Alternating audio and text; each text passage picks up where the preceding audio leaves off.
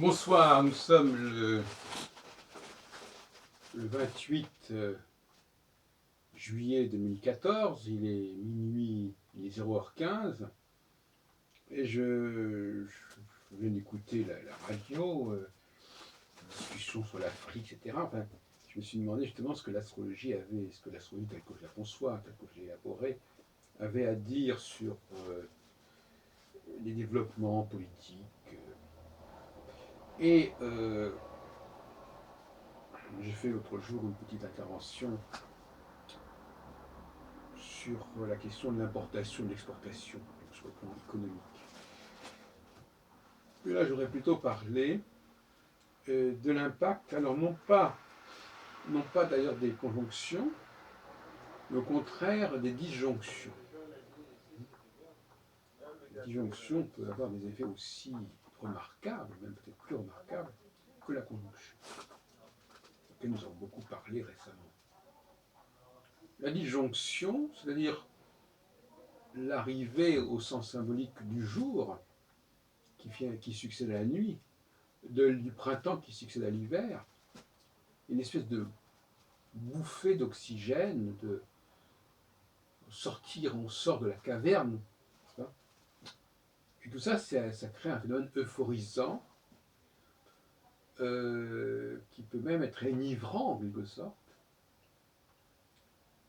C'est-à-dire que tout d'un coup, les choses prennent une autre dimension. On était dans un monde un petit peu fermé, un petit peu cloisonné, un petit peu limité, et puis avec la disjonction, qui survient donc à mi-chemin entre deux conjonctions, Saturne avec deux étoiles fixes royales, et bien là, il y a ce qu'on pourrait appeler une forme de délire, de folie des grandeurs, en quelque sorte. Je commencerai par un exemple pris avec les accords de Munich. Les accords de Munich correspondent en gros à la sortie d'une première phase pour aller vers une phase seconde. C'est-à-dire que les accords de Munich, c'est encore l'idée d'un pan-germanisme, si vous voulez. L'Allemagne revendique les Sudètes, qui sont une partie de la Tchécoslovaquie qui est très largement peuplée d'Allemands, de germanophones en tout cas. Mais on voit bien que les choses vont prendre une autre tournure très rapidement. Avec l'invasion de la Tchécoslovaquie dans son ensemble, on n'est plus dans un monde, dans une démarche purement germanique. Et c'est exactement ça qui caractérise la phase 2, c'est le débordement des frontières. C'est l'internationalisation. C'est la complexification de la géopolitique. Actuellement, c'est le contraire qui se produit. Actuellement, c'est le contraire. Nous sommes en début de phase première, et là, j'écoutais à la radio justement que la France se voyait dévolue la responsabilité de s'occuper de ses anciennes colonies, le plan militaire, etc. Donc, au contraire, quelque part, l'histoire reprend ses droits. L'histoire, donc, les habitudes, les anciennes colonies, les anciennes pratiques politiques se renforcent. La France a une légitimité actuellement à intervenir sur le continent africain, notamment dans les régions francophones. On ne peut pas dire mieux. Donc ça, c'est typiquement le précaré, comme on dit d'ailleurs, de la France, c'est les choses de leur racinement, en opposition à l'aigle qui n'est pas dans le racinement, qui est au contraire effacement. Donc, les nazis, après les accords de Munich, vont vont avoir un appétit beaucoup plus grand. Et ça va déboucher sur la Seconde Guerre mondiale, justement. Ça va déboucher sur une politique vers l'Est, vers les pays slaves notamment, qui commence d'ailleurs avec la Tchécoslovaquie. C'est un pays de langue slave. Et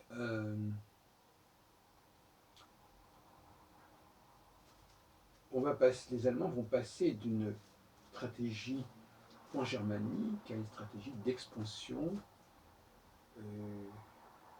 qui va aller beaucoup plus loin que les revendications munichoises qui étaient purement pan-germaniques. Et tout pouvoir oscille entre ces deux dimensions. Tantôt l'ouverture, tantôt la fermeture. Et quelque part, la phase 1 d'un cycle est une forme de fermeture, de cloisonnement et de repli sur son précaré.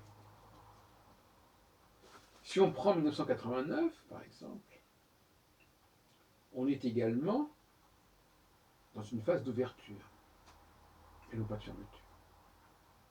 C'est-à-dire, c'est exactement ce qui s'est passé. Le clivage est-ouest explose, est dépassé.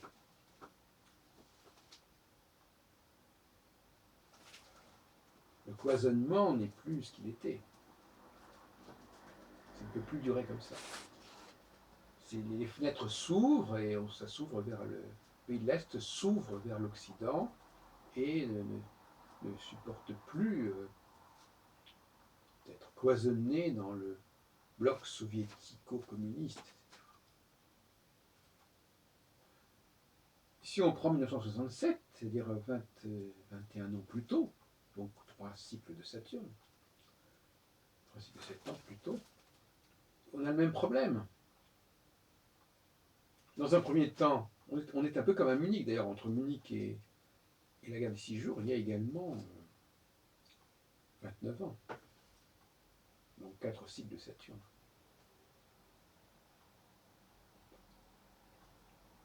Les conquêtes de la guerre des 6 jours, qui sont évidemment beaucoup plus faibles que les conquêtes nazies de 39-40, et au-delà, vont complètement modifier la problématique sioniste, qui était normalement centrée sur le foyer juif, l'immigration juive, le retour des juifs, le droit du retour. Et là, la fortune de la guerre, le bonheur de la guerre, va situer Israël, l'État d'Israël, dans une situation d'occupation, d'ailleurs c'est le mot qui est utilisé à l'époque, les territoires occupés, d'ailleurs c'est le mot que les Israéliens vont utiliser. Avant de parler de Cisjordanie, on parlera des territoires occupés.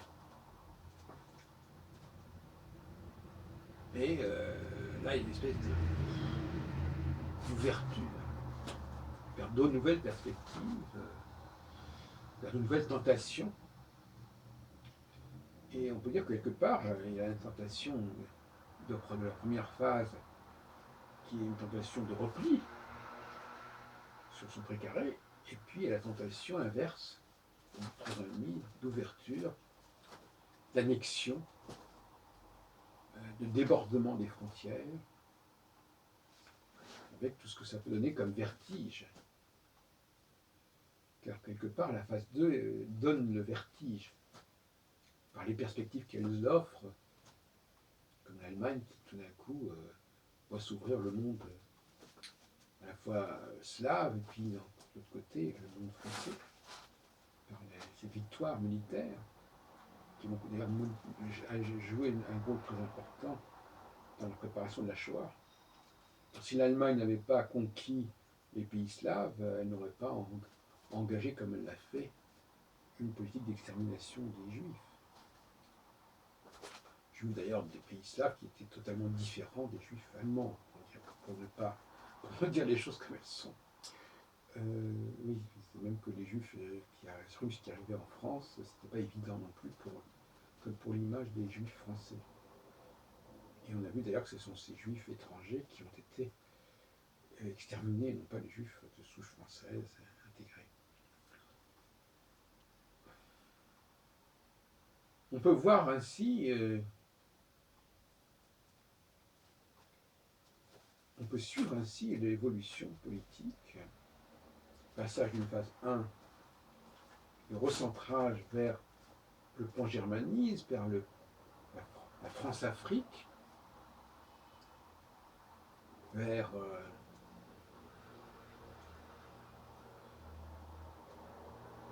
le repli quelque part sur une légitimité historique, et puis inversement, des tentations d'ouverture, de débordement, d'aventure vers d'autres horizons qui sont propres à la phase 2, la phase diurne, c'est-à-dire la phase où on voit loin, où le jour se lève, où la lumière se fait, et on voit très loin, et donc il y a des perspectives, des horizons qui se présentent, qu'on n'avait pas soupçonné, je dirais presque, en phase nocturne. La phase nocturne est celle de la proximité, celle de la vicinité, celle de l'attachement à ce qui est proche, proche dans le temps et dans l'espace. Et d'ailleurs, d'une certaine manière, c'est pas une période très favorable à l'Europe, puisque la France notamment, qui à un certain moment avait quitté ses colonies pour aller vers l'Europe, vers l'Union européenne maintenant, en ce moment, elle se recentre quelque part, en proportion gardée, vers son héritage colonial, qui, par certains côtés, est plus excitant que les enjeux purement européens. Et cette espèce d'oscillation constante entre la France coloniale, africaine, et la France de l'Union européenne.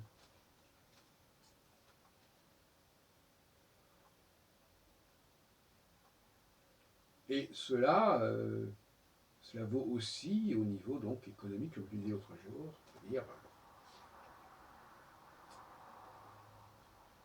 une forme d'autosuffisance, de protectionnisme,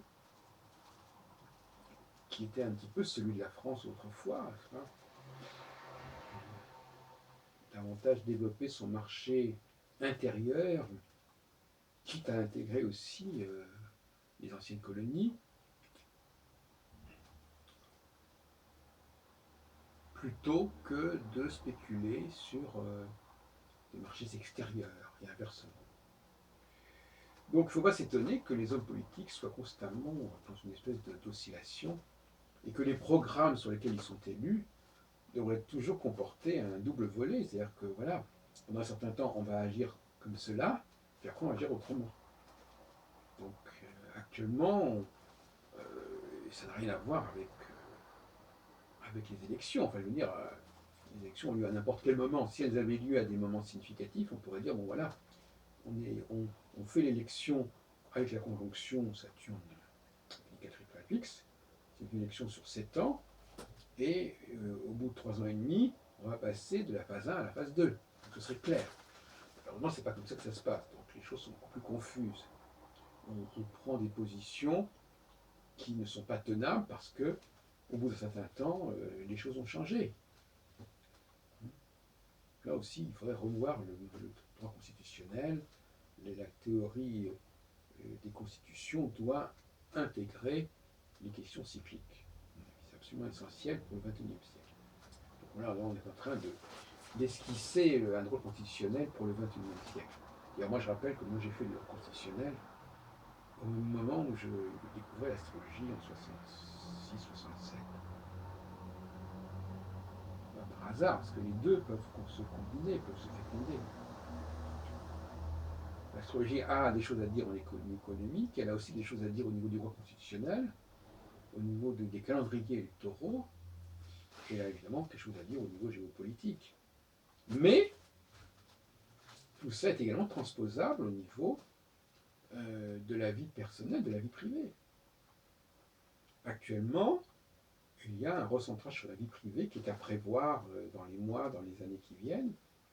Pas pour très longtemps, parce qu'en inscrit, rien n'est très long. Tout est question de 3 ans et demi, de 7 ans, etc. On n'est pas dans le dire l'ère du Verseau a décidé que maintenant, à partir de maintenant, les choses seraient comme ça. Non, on n'est pas du tout dans ce genre de ça. Tout est très cyclique, mais des cycles courts. Parce que beaucoup d'astrologues n'ont pas compris. Les vrais cycles astrologiques sont des cycles courts, ce ne sont pas des cycles longs. Donc il faut mieux abandonner les nouvelles planètes au-delà de Saturne qui n'ont rien à voir avec l'astrologie telle que je la conçois. Donc on peut prévoir, et je terminerai là-dessus, parce que j'en ai déjà parlé, simplement pour donner une approche globale, qu'en phase 2, on a tendance à minimiser l'intérêt de la vie familiale, de la vie de couple, pour la faire passer après des enjeux de recherche, d'expansion, des enjeux plus universels, plus larges, moins étriqués. Là, on est plutôt dans l'étriquement, justement, dans l'idée de revenir aux sources, aux racines. Et cela signifie aussi, même si on n'est pas un enfant, parce que quelque part, je disais tout à l'heure que la phase 1, c'est une phase de découverte de ses propres potentialités, qui est évidemment très vrai pour l'enfant qui naît, mais c'est aussi vrai quelque part, même quand on a 30 ans, 40 ans, 50 ans, il y a aussi ce même enjeu, mais qu'il faut vivre sur d'autres plans, cet enjeu aussi de faire le point, l'inventaire de ses capacités, de ses potentialités. Tous les 7 ans, il y a un inventaire qu'il faut refaire. Et il faut renforcer ses potentialités, ses facultés physiques, mentales, intellectuelles et autres. Et voir ce qu'on est capable véritablement de faire avec ses propres potentialités. Et pas seulement dans un cadre plus large, plus mixé, avec des éléments technologiques qui viennent interférer et qui font que nos potentialités personnelles sont mélangées avec les potentialités des outils technologiques que nous pouvons maîtriser. Je dirais pour simplifier que la phase 1 est la phase de l'inné et la phase 2 la phase de l'acquis.